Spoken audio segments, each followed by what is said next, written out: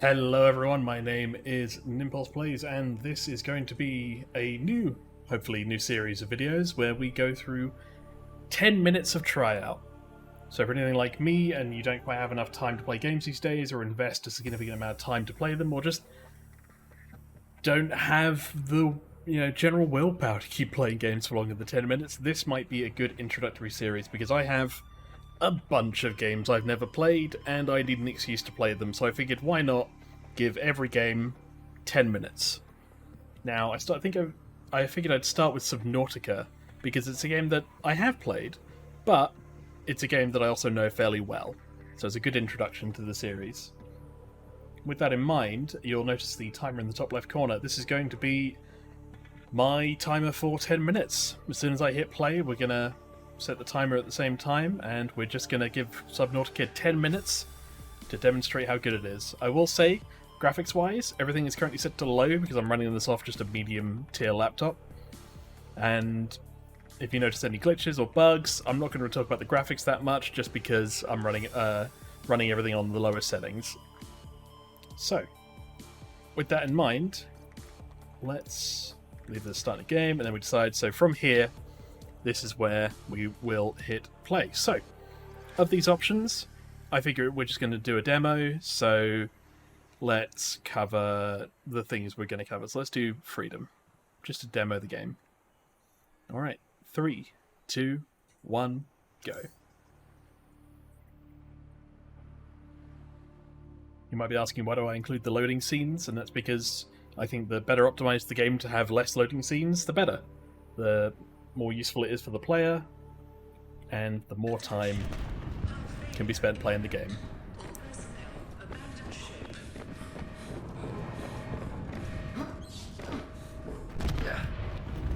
Launch in 3, 2, 1.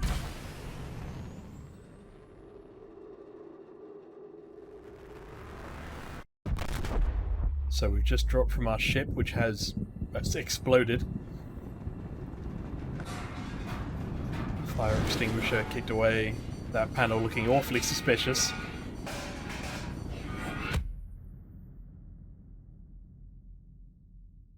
When I first played this, I thought, classic knock the protagonist unconscious, have them wake up in a bad time.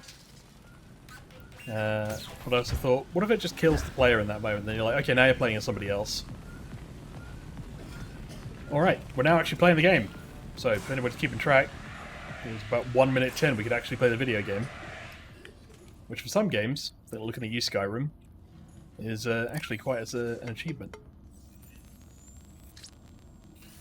So this is our PDA. For anything we do in Subnautica, we're basically going to be using this. It's kind of like Minecraft, it's the crafting inventory menu, but for Subnautica, it's also like the lore page. So our inventory, what we've got equipped. To keep you alive on an alien world, please refer to the databank for detailed survival advice. Good luck. Blueprints, survival packages, and you can see there's actually text with them. It's not like just Minecraft, for instance, where it's just, and here's how you make it. It's here's how you make it, what it's for, what the lore of this land is. It's quite good. Alright, let's see what's above us, shall we?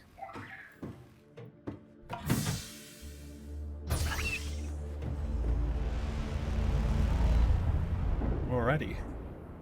So that's our ship. And this is the world. Orbital hull failure. Cause unknown. 0 human life signs detected. You can see we've got various creatures that linger in the ocean with us. Copper is an essential component of all powered equipment. Your probability of survival has just increased to unlikely, but plausible, detecting sulfur deposits in the local cave systems. Sulfur is an essential component of the repair tool. Silver-based wiring kits are an essential component of many habitat modules. Oxygen, new creature discovered. So there's a fair amount of narration over the top in terms of the PDA giving you information, reminding you to get oxygen, warning you about creatures like this, the crash fish.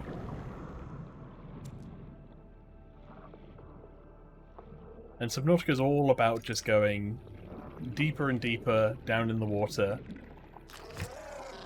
and finding out more about this world. And, inevitably, dying. So whenever you die, you lose some of your belongings from the last time that you exited your base or ship, and then you return back to your base or ship. So for instance, I got to keep, I think, the first item I picked up, which was a bit of quartz, but everything else is with where my body would have been.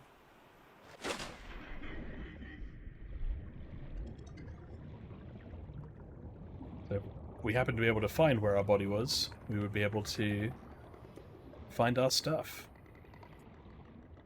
Sometimes easier, sometimes harder.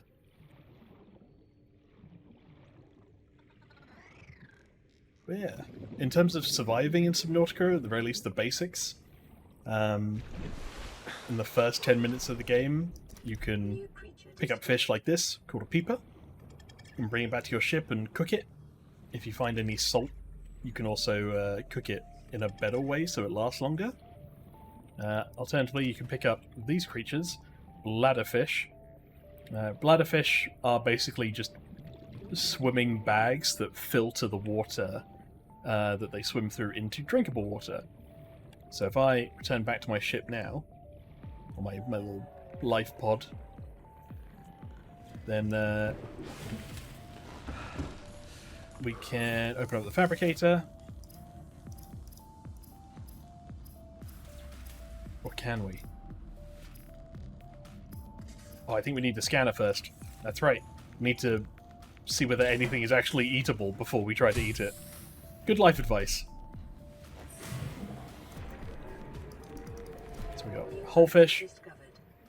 Yeah, not just a bit of the fish. It is in fact the whole fish. And let's see if we can find anything else that can support us on our journey. We've got some copper ore.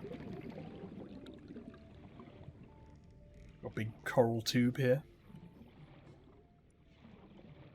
I'm not going to go too far in because I'm running out of oxygen. Oxygen will be a recurring trait in Subnautica. It's your PDA desperately trying to tell you to survive. Right, let's see if we can collect what we can and make it out of the other end.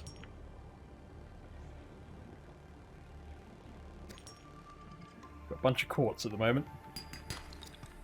Maybe some copper, more quartz, some titanium. Let's grab some more metal salvage that we can return into titanium. And it looks like we're in a different biome at this point, or a different section. Let's try to see if we can grab anything. So we got some creepvine cluster. Ah, and that is the first hostile enemy that we can meet in the game. It's called a stalker. There's a couple of them, actually. They're hostile in that they're territorial, so if you go to their place, they'll chase you out, maybe even give you a nip, but they won't go at you to death, usually. You alright, buddy? Who's a good stalker? Oh. They get a little bit snappy, but it's mostly fine. There you go. What you can actually do is you can train them and drop items near them that they like to eat, because they like to eat metal. And you can train them to bring you metal in exchange for things. Oxygen.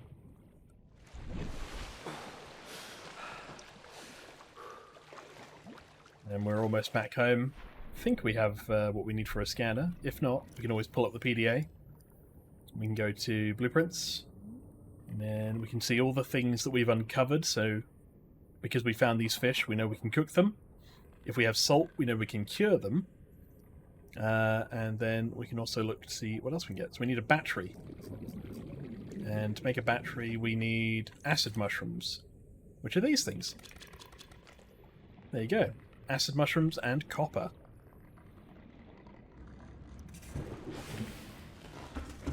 Alright.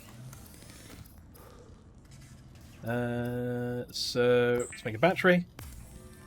And then I think it's just titanium, which we can make with the metal salvage. New blueprint acquired. There you go. Let's make 2 of them. Let's go wild. Then if we go here, personal, tools, scanner. The scanner So. can be used to synthesize blueprints from salvage technology and to record alien biological data. So, your scanner is going to be your everything tool. You want to learn more about everything? Whether there's blueprints, what it is, what the lore about it is, whether this thing is hostile, what it tends to do. So let's see, this is a gasopod. We can scan it. And we have to click and hold to scan it, which on the hostile creatures can get a bit awkward. So we know it's a gasopod. And then let's learn about gasopod. Threat level, fairly minimal.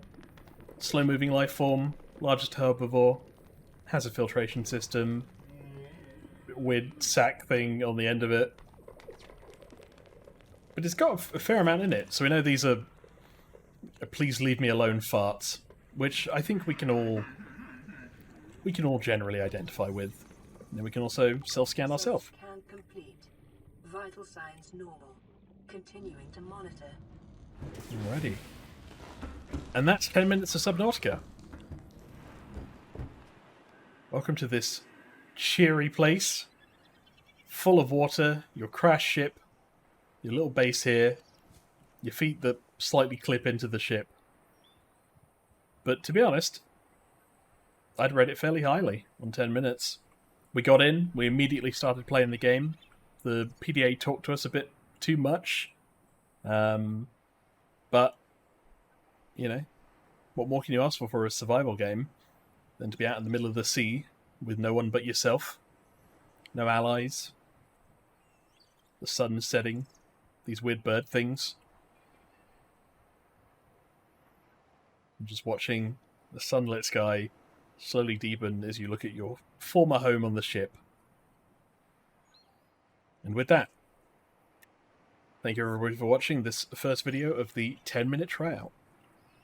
If I had to recommend Subnautica, I'd say 3.5 stars out of 5. Good promise, but it's only a teaser of what is to come in the later game. Thank you for watching.